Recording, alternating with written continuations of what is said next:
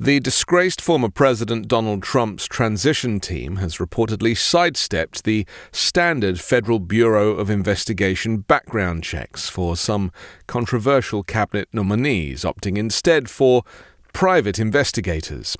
This move minimizes the chances of nominees being rejected during Senate confirmation due to past transgressions or conflicts of interest. FBI vetting, a tradition dating back to the early Cold War, typically assesses nominees for their criminal record or conflicts of interest or issues that could disqualify them from receiving security clearances. The decision to bypass this process aligns with a pre-election memo from Trump's legal advisors and reflects Trump's enduring suspicion of the FBI, which he has repeatedly accused, without any evidence, of being part of a deep state working against him.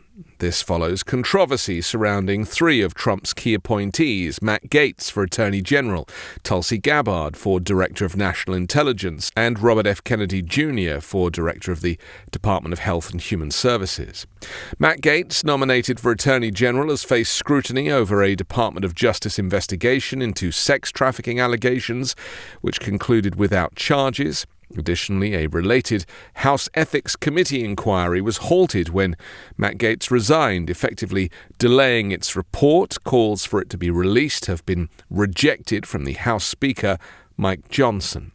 Tulsi Gabbard, Trump's pick for Director of National Intelligence, has been criticized for alleged ties to the Kremlin and pro-Russian rhetoric, potentially complicating her ability to access sensitive national security information. She, of course, would be responsible for preparing the president's daily security briefing, which famously Trump never read when he was president last time, saying if there was something important, they would tell me about it. RFK Jr., leading the Department of Health, has publicly discussed past struggles with drug addiction, raising questions about his suitability for the role, not to mention his vaccine skepticism and the conspiracies that he spreads about vaccines generally. It remains unclear which nominees have been exempt from FBI scrutiny.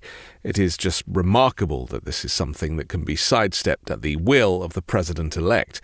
Gaetz, an outspoken critic of the FBI, recently reaffirmed his hostility on social media, calling for the abolition of agencies like the FBI and the Bureau of Alcohol, Tobacco, Firearms and Explosives. He wrote, "We ought to have a full-court press against this weaponized government that has been turned against our people." Refusing an FBI background check doesn't entirely preclude vetting. Senate-led reviews can be conducted, though investigators may face limitations if nominees do not consent to provide information. Background checks are essential for nominees to gain the security clearance needed to handle classified information. The Attorney General, for example, must have clearance to oversee federal law enforcement effectively. And this is what ultimately will make America less safe under a Donald Trump administration, because our foes are fully aware of these individuals, their vulnerabilities, and their unscrupulous connections. Trump, it seems, will probably override the standard vetting process by directly ordering security clearances for his appointees, as he did during his first presidency. Notably, a whistleblower disclosed that Trump granted security clearances to around 25 individuals whose applications were initially flagged for national security concerns. And of course, one might question how the president-elect himself qualifies for his role in office, considering he himself is a convicted felon, a business fraudster who went bankrupt 6 times, and of course an adjudicated rapist, as well as a very public insurrectionist who appeared to enjoy watching his own political coup play out on television.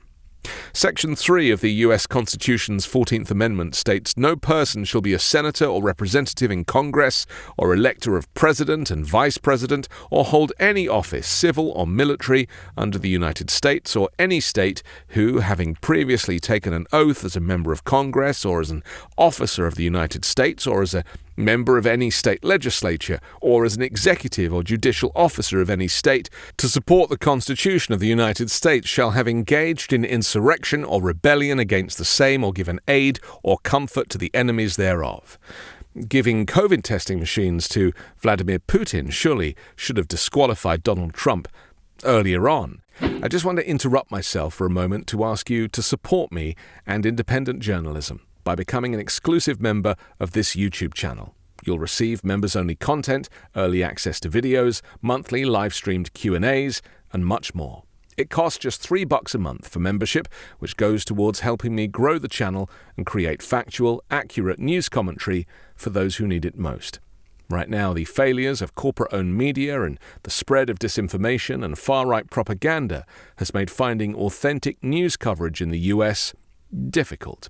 And with your help, we can have a greater reach, whilst democracy hangs by a thread and the threat of fascism is closer than ever. I'll do my best to put this honest analysis out every day, but I really need your help to do that. If you're watching on a computer, simply click Join directly below or click the Join link in the description to join the 5 Minute News YouTube channel. If you already have a Patreon account, please subscribe at patreon.com/5minutenews. Thank you.